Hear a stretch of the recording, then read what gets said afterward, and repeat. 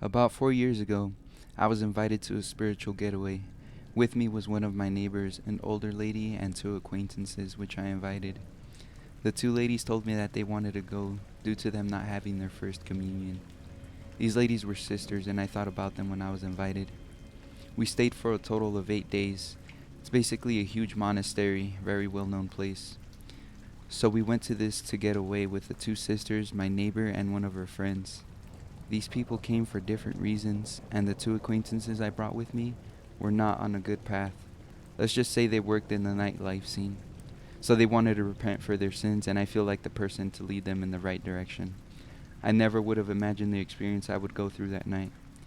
When we all got there, we all had dinner in a room with about 3,000 girls, and finding a place to sleep was not easy.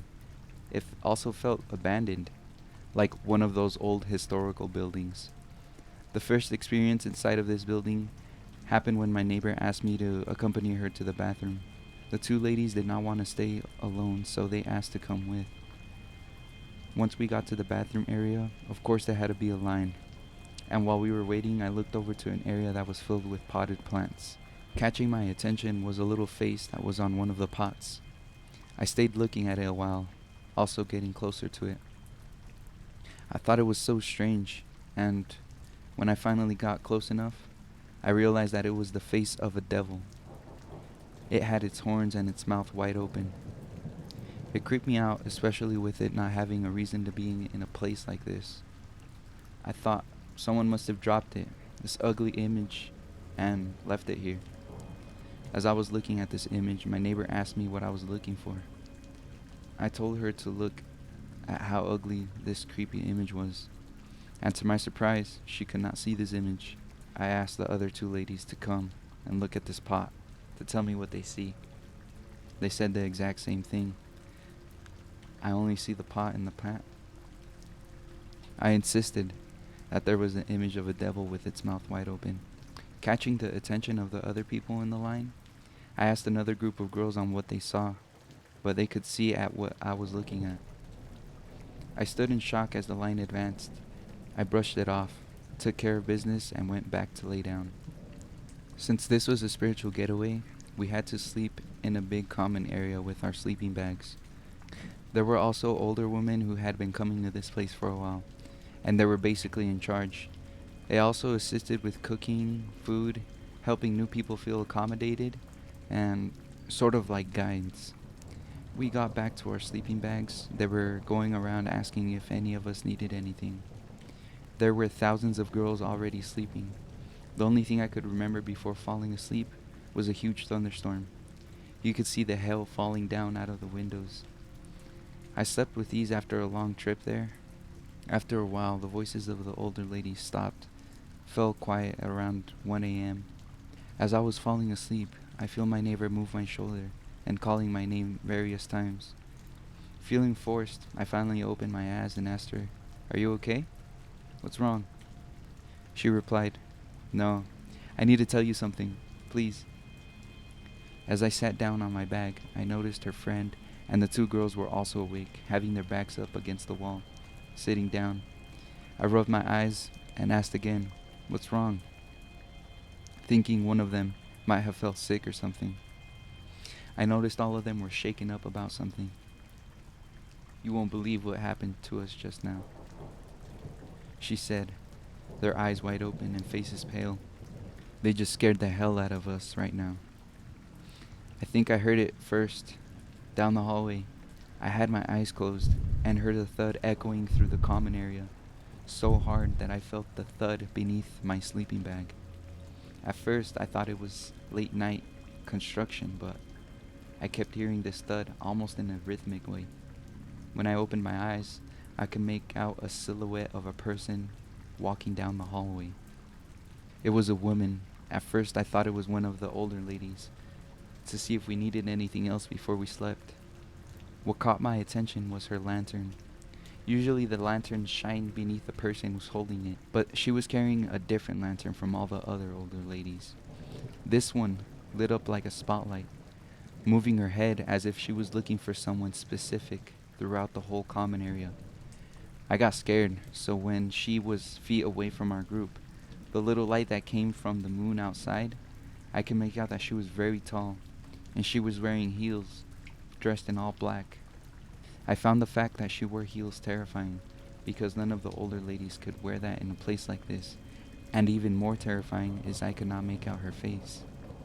As she walked, you could not hear any footsteps whatsoever. She seemed to be looking for someone desperately as she approached us. Finally getting to us, she shined her light at each and every one of our group, but she proceeded to keep walking afterwards to the other side of the common area, making her way into another hallway which I know for a fact was a dead end, scoping out the area earlier that day. So I thought she would immediately turn back around, but she never did. That's when I woke you up. The smell in the air was of a woman's perfume, and I'm thankful I was asleep during the whole ordeal. Needless to say, we did not sleep that night, but early in the morning around 6 a.m., the girls started to wake up. We heard this younger lady crying. Come to find out, her dad passed away in a car accident, and that she needed to leave a little earlier than expected. Coincidence or not, me and my group thought, what if that lady we saw last night was actually the Reaper? Or we wonder if all the sins of all these girls conjured up such negativity, resulting in this thing that we saw and heard that night. Later that day, I asked the staff if there was such a person with these characteristics, which they of course responded with no, especially with that attire this thing was wearing. But I guess we'll never know.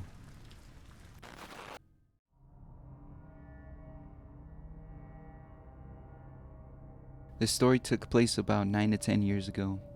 I was working as a taxi driver, driving a small Nissan. I clearly remember the time was around 2 a.m. on a Sunday morning. Making my way home, I was driving back to another city. En route, I had to cross a hill on my way. Going down the hill, I was cruising and not thinking about anything, enjoying the early morning. That's when in the distance, I started to see a silhouette of a person standing. My mind went to a person asking for help. Maybe they crashed? It would make sense in this area at this time. As I drove even closer, I started to make out a woman in this silhouette.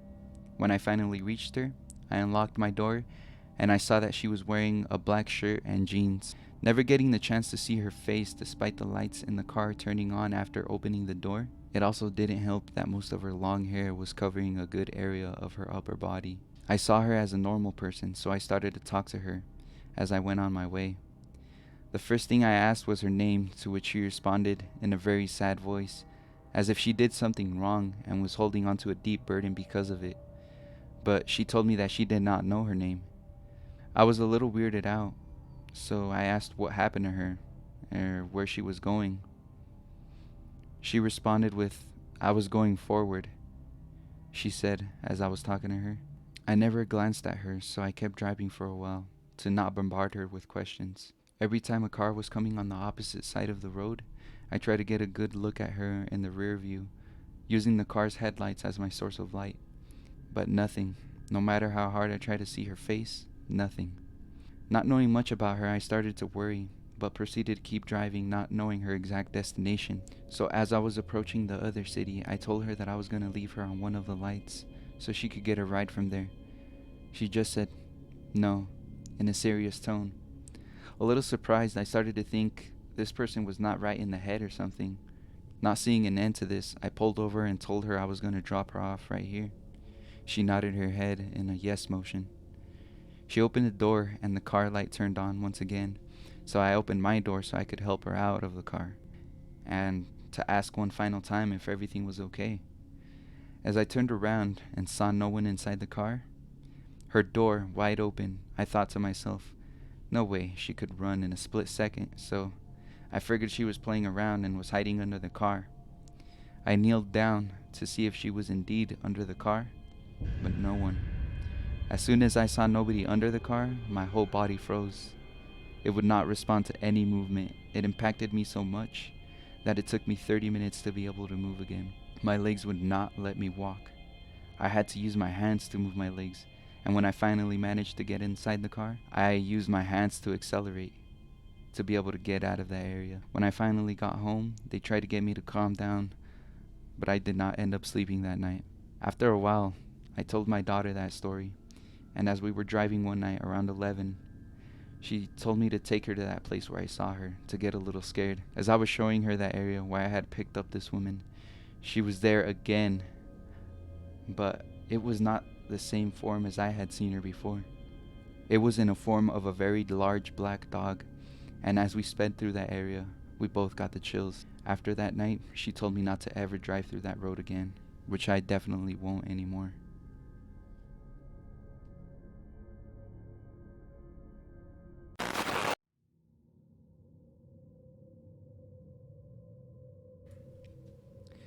Everything started when I was a kid.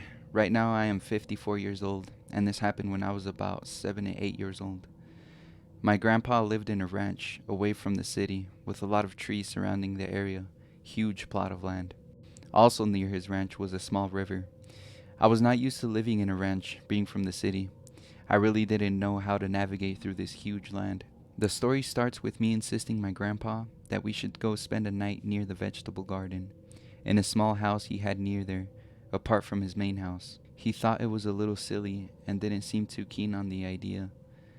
But me being a persistent little kid, I kept asking if we could spend the night. He probably didn't want to stay there because there is no electricity in this small house. And not to mention, it wasn't even fully furnished. It only had a small table, and the beds were not even beds. They were made up of materials my grandpa had around the ranch. After asking about it all day, he finally caved in and said we could scare the animals away from the garden since they loved to eat the vegetables. My grandpa also had about 5 guard dogs who would protect the ranch, so when they got to the small house, I was so happy. That night, our only source of light in that house were candles. As we were getting ready for bed, we heard the dogs outside barking from a distance.